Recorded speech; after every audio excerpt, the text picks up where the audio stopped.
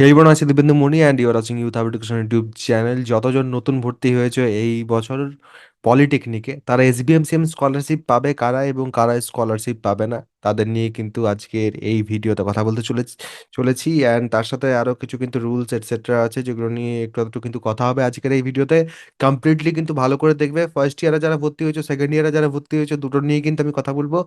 আর তাছাড়া আরো একটা কথা আমি তোমাদের বলে রাখি, এই ভিডিওটা কিন্তু বেশি করে শেয়ার করে নেবে, কারণ অনেক স্টুডেন্ট আছে যারা জানাই না যে তারা কিন্তু এসবিএমসিএম স্কলারশিপের জন্য এলিজিবল, বা অনেকেই আছে যারা ভাবছে তারা এলিজিবল বাট এলিজিবল নয়। তো উভয়ের সাথে কিন্তু ভালো করে শেয়ার করে নিও এই ভিডিওটা। তো প্রথমে আমি তোমাদের এই জায়গাতে কিছু কিন্তু তোমাদের জন্য গাইডলাইন দেওয়া আছে, সেগুলো আমি তোমাদের বলবো। তো একটু নিচে যাই এবং তারপর ফার্স্টে সেকেন্ড ইয়ারে যারা ভর্তি হয়েছে, সেকেন্ড ইয়ারে কম স্টুডেন্টস ভর্তি হয়, তো সেকেন্ড ইয়ারের ক্ষেত্রে প্রথমে শুরু করা যায়।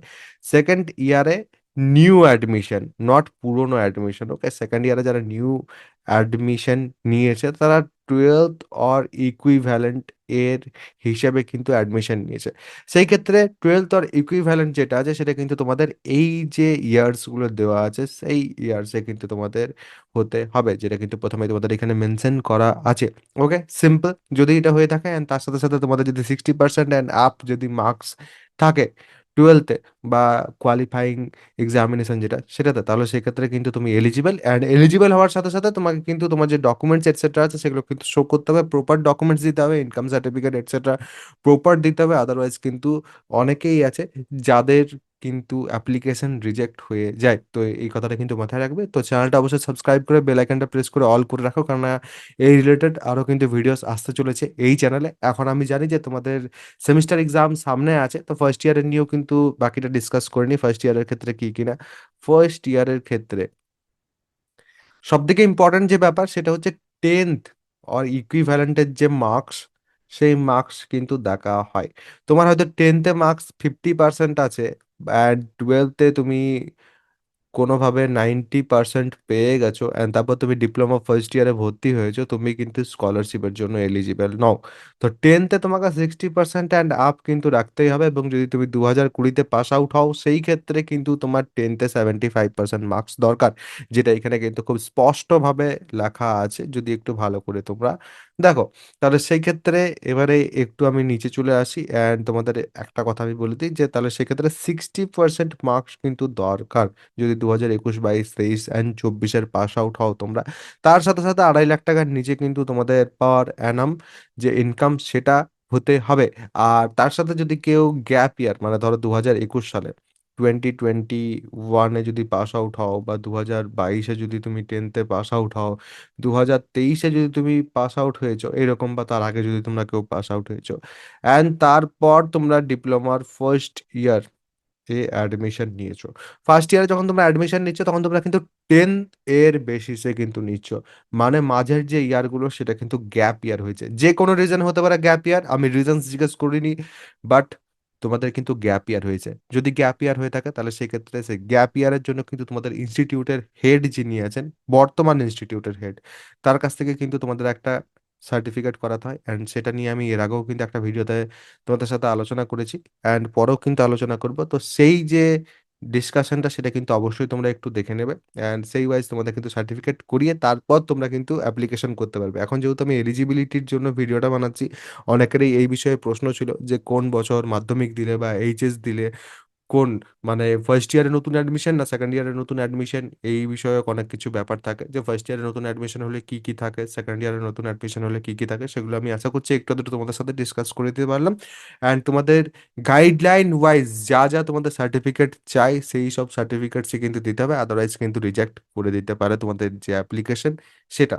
তো এই হচ্ছে তোমাদের জন্য মূল কথা আজকে, যে কারা কারা অ্যাপ্লাই করতে পারবে সেটুকু ভালো করে বুঝে নাও। যারা যারা অ্যাপ্লাই করতে পারবে তারা কিন্তু অবশ্যই তাড়াতাড়ির মধ্যে অ্যাপ্লিকেশন প্রসেস যেটা সেটা কিন্তু কমপ্লিট করে নিও। এরপর আসছি তোমাদের সেমিস্টার এক্সাম নিয়ে। অনেকে সেমিস্টার এক্সাম নিয়ে তোমরা জিজ্ঞেস করছিলে যে সেমিস্টার এক্সাম কখন কি না। তোমাদের কিন্তু ফার্স্ট ইয়ারের যে সেমিস্টার এক্সাম, সেই ফার্স্ট ইয়ারের সেমিস্টার এক্সাম কিন্তু তোমাদের হতে চলেছে সেম এক্সাম, তাই তো?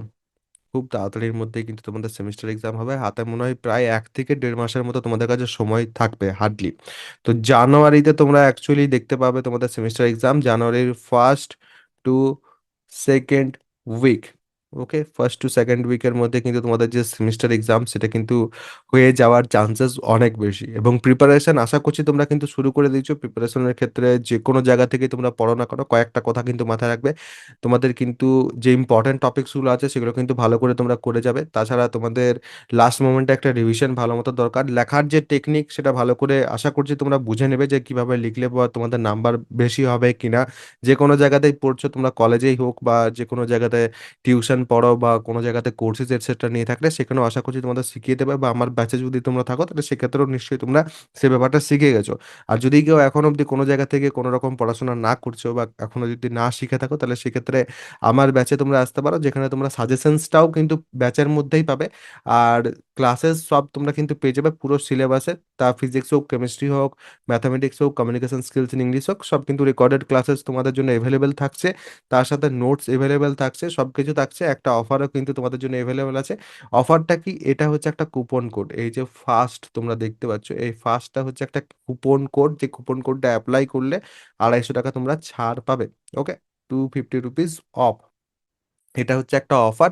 অ্যান্ড সাজেশনও কিন্তু ব্যাচের মধ্যেই পাবে, যে সাজেশন থেকে বিগত বছরে 80-90% জেনারেলি আমার কমন আসছে। তো সেই সব কিছু যদি তোমাদের পেতে হয় তাহলে সেক্ষেত্রে আমার ব্যাচ জয়েন করতে হবে। সেটা আমি তোমাদের একবার প্রসেসটা দেখিয়ে দিচ্ছি, আর কোনো প্রশ্ন থাকলে সেটা কিন্তু অবশ্যই তোমরা কমেন্ট সেকশনে জানাবে। আমার ফার্স্ট সেমিস্টারের ব্যাচ যদি তোমাদের জয়েন করতে হয় তাহলে সেক্ষেত্রে তোমাদের সার্চ করতে হবে youth Hub education engineering play স্টোরে এসে পর, এবং তোমরা কিন্তু এই যে ব্লু লোগোর অ্যাপটা প্রথমেই পাবে সেটাকে কিন্তু তোমাদের ইনস্টল করে নিতে হবে। ইনস্টল করার পর তোমরা যখন ওপেন করবে, তখন ওপেন করলে পর কিন্তু তোমাদের কাছে এই রকম ইন্টারফেস ওপেন হবে না। তোমাদের কিন্তু প্রথমে সাইন আপ করতে হবে। সাইন আপের জন্য নিজেদের যে ডিটেলস আছে সেই ডিটেলস প্রোভাইড করতে হবে। তারপর এখানে পেড কোর্সেসের সেকশনে যখন আমরা আসবো, পেড কোর্সেসের সেকশনে এলে পর diploma first semester physics plus chemistry plus mathematics plus communication skills in ইংলিশের যে কোর্সটা, সেটা এখান থেকে আমরা ওপেন করব। ওপেন করলে পর এখানে কিন্তু তোমরা কন্টেন্ট অ্যান্ড ডেমো সব কিছুই পাবে। এখানে ডেমো থেকে কিন্তু তোমরা চাইলে আমার যে ক্লাসেস আছে, আমার যে নোটস আছে এটসেট্রা, সেগুলো কিন্তু তোমরা একবার দেখে নিতে পারো। কয়েকটা প্রথমের দিকের ক্লাসেস অ্যান্ড নোটস কিন্তু সেখানে দেওয়া আছে, সেটা তোমরা দেখে তারপর কিন্তু ইজিলি পারচেস করতে পারো। এখানে বাই নাওয়ের অপশন এবং বাই উইথ ইএমআই এর অপশন আছে। বাই নাওয়ের অপশন যদি তোমরা প্রেস করো তাহলে এখানে কিন্তু অ্যাপ্লাই কুপনের অপশন আছে, এবং এখানে কিন্তু তোমরা ওয়াইএইচই যেটা আছে সেটা কিন্তু অ্যাপ্লাই করতে পারবে। তো এইভাবে ওয়াইএইচই অ্যাপ্লাই করলে পর কিন্তু তোমরা এখানে দেখতে পাবে যে তোমাদের 100 টাকা কিন্তু এক্সট্রা ডিসকাউন্ট হয়ে গেল। তারপর নিচে পে অনলাইন যেটা আছে সেটাতে ক্লিক করলেই কিন্তু তোমরা তারপরে পেমেন্টটা কমপ্লিট করে আমার ব্যাচে কিন্তু জয়েন হয়ে যেতে পারবে।